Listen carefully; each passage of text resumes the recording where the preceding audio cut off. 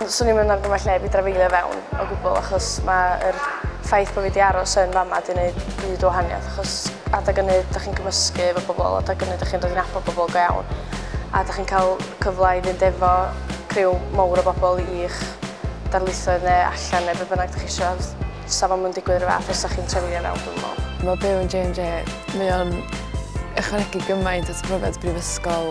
Mae gymaint o bobl yna ti'n dod i nabod a mae jyst y syniad o gymdeithas Gymraeg yn Bangor, mae jyst calon mewn J&J dwi'n meddwl. Lot o hwyl, lot o sports a mae'n reit neis bod pobl yn bod i gilydd lle. Felly mae o fatha cymuned bach ei hun i ddweud gwir. Dwi'n byw yn eitha lleol, felly oedd dewis dod i fyw yn J&J yn dewis mawr i mi achos bod o mor agos, ond mae o'n un o'r pethau gorau dwi wedi gwneud achos mae pawb fatha un teulu mawr yma.